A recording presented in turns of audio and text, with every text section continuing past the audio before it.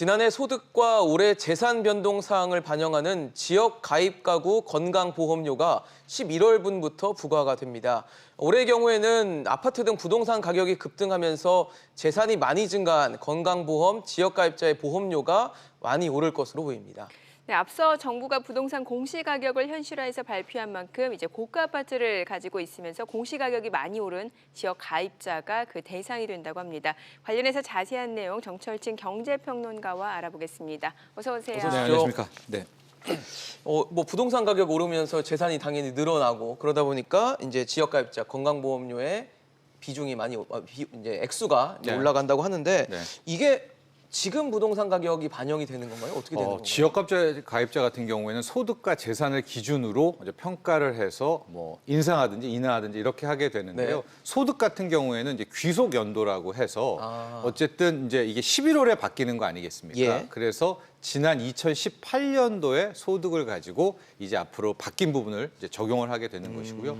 반면에 재산 같은 경우에는 오늘 연초에 공시가격 조정이 있었잖아요. 예, 뭐 그랬죠. 건물, 토지, 뭐 주택 다 했기 때문에 이제 그걸 반영해서 이번 11월부터 소득이라도 재산이 늘었다면 뭐 늘어난 만큼 건강보험료도 인상되는 것이고요. 또 줄었다면 또 인하되는 것이고 이렇게 곧 발표가 되는 것입니다. 그 소득은 지난해 귀속된 네, 소득이고 그렇습니다. 그다음에 부동산 쪽은 이제 올해 올해 바뀐 공시가격을 공시가격에 적용받게 따라서 되죠. 네, 그렇습니다. 그러니까 올해 공시가격 자체가 좀 많이 올랐다라고 봐야 되는 건가요? 그렇죠. 이제 서울 같은 경우에는 공시가 자체로도 뭐 20% 상당 오른 부분도 있기 때문에 물론 뒤에서 하나씩 설명하겠지만 네네. 건강보험료 같은 경우에 그동안 많은 좀 이 개선이 있어서 네. 등급이 거의 60등급으로 잘라져 있습니다. 네. 그래서 이게 뭐 바로바로 올랐다고 해서 건강보험료도 크게 오른다. 이거는 개인에 따라서 다르겠지만 정말로 이 집값이 많이 오른 분들에 한해서는 건강보험료도 크게 오를 가능성은 분명히 있는 것이죠. 네.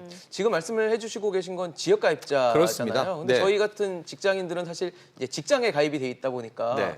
두 파트가 이제 건보료 매기는 방식이 다른 걸로 알고 있거든요. 그렇습니다. 어떻게 이제 다른 건가요? 셀러리맨이라고 하겠습니다. 네. 직장 가입자 같은 경우에는 소득 기준인데요. 소득은 월급이 있겠고 네. 월급 외의 소득, 뭐 우리가 종합소득이라고 하지 않습니까? 이것까지 포함해서 그 개인에 따라서 건강보험료가 매겨지고요. 예. 반면에 지역 가입자 같은 경우에는 이제 소득과 재산이 함께 반영이 됩니다. 이제 재산에는 집값이 얼마나 늘었는지 예. 또 뭐 자동차를 새로 살 경우에는 자동차에 아, 대한 것도 그렇겠네요. 재산을 보니까 자산으로 예. 그런 것들을 함께 매겨지기 때문에 이번에 이제 11월부터 바뀌게 될 때 가장 큰 영향을 받는 분들은 이제 지역 지역 가입자. 가입자가 될 것입니다. 네. 예.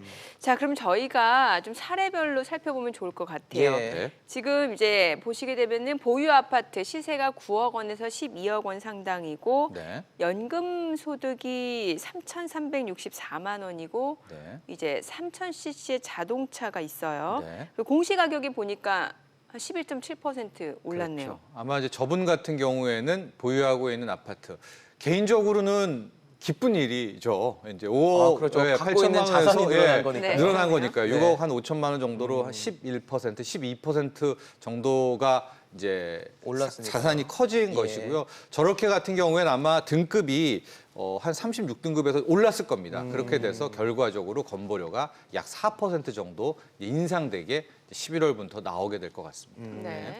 그리고 또 다른 사례도 한번 다시 보겠습니다. 네. 서울에 사는 B 씨를 지금 예를 들었는데요. 네. 보유 아파트 시세가 10억 4천만 원 정도의 집을 갖고 있는데 공시 가격이 한 9%가량 아까보다 조금 작은 비율이긴 하지만 올랐는데 네. 이런 경우에는 지역 그 건보료가 작년과 같다라고 지금 나와 있거든요. 그러게요. 제가 앞서 잠깐 언급했지만 이 건강보험료의 등급 체계가 굉장히 세분화됐다고 하지 않았습니까? 네네. 현재 60등급이에요.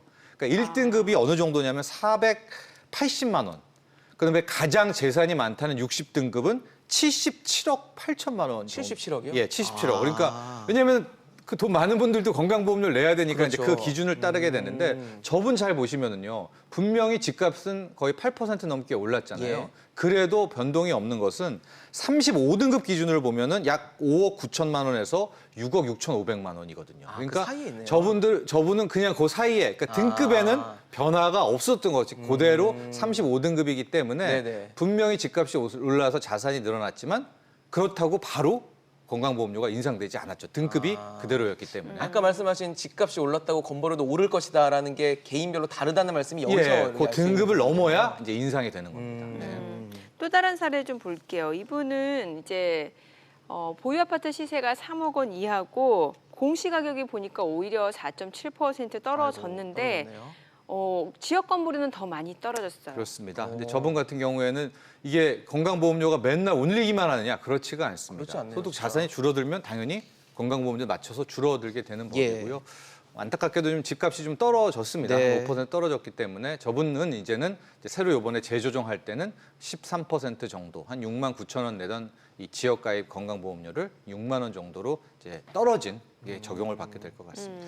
뭐 그래도 대체적으로 봤을 때 공시 가격과 건보료가 어느 정도는 뭐 비례해서 올라가거나 떨어지거나 하는 것 같은 흐름은 보이는 것 같은데요. 예, 그렇습니다. 뭐 같은 등급에 있지만 않다면 아까처럼 변하지 않겠지만 예. 그때는. 그러니까 뭐 조금씩 예상이 한 이제 800만 가구 정도가 지역가입자거든요. 네네. 이 중에서 오르는 분들이 한 뭐 250만 정도. 거의 삼분의 일 대부분은 그대로일 것 같고요. 네네. 방금 앞서 사례 세 번째 사례에 봤지만은 또 크게 소득이나 그렇죠. 재산이 줄었을 때는 떨어지는 또 경우. 떨어진 분들도 상당히 계시고 그렇게 보시면 되겠습니다. 네.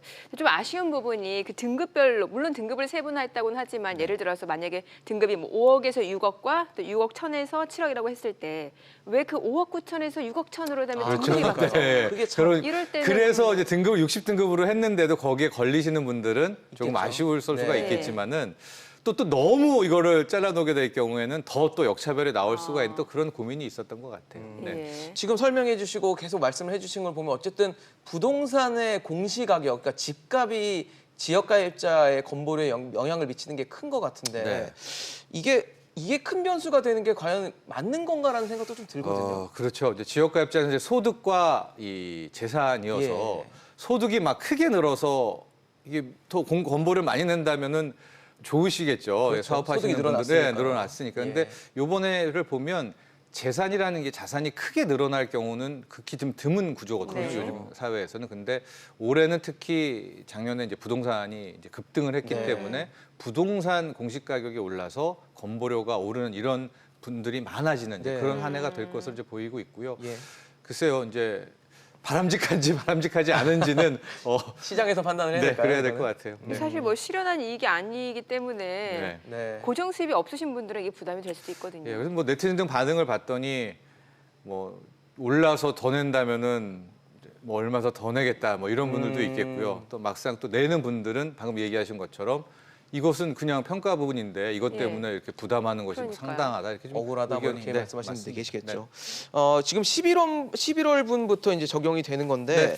이 11월분 보험료 언제까지 내야 되는지 또 네. 보험료 조정을 한다면 언제쯤 조정이 가능한지도 궁금하거든요. 그렇습니다. 지역가입자 같은 경우에는 이제 보험 조정 기간 신청 기간을 줍니다. 앞으로 한 뭐 3, 4개월 내지는 이제 계속 건보공단에 가서 하게 될 예. 것 같은데 일단은 휴업, 폐업 같은 것을 했는지를 명확하게 증명을 해야 돼요. 왜냐면 이게 이 건강보험공단 이거 잘 못 잡지 않습니까? 네네. 그래서 소득이 확실히 줄었는지를 봐야 될 것 같고 또 재산 매각한 부분, 뭐 자동차를 팔았다라든가 이런 것들이 좀 늦게 잡힐 수가 있어요. 이제 실제 서류상에서는. 그럼 반영이 또 안 되거나 이럴 수도 있는 예, 거네요. 그래서 조정 신청이 있기 때문에 실제적으로 조정 신청 기간까지 다시 가서 하면은 명확할 경우에는 인상했던 부분을 뭐 깎아주고 깎아지는 걸 더 깎아주고 이런 조정을 분명히 거치게 되니까요. 네. 해당 지역가입자 하신 분들은 이제 전화 거셔서 서류 챙겨서 가시면 될 것 같습니다. 네, 알겠습니다. 오늘 정철진 경제평론가였습니다. 잘 들었습니다. 고맙습니다.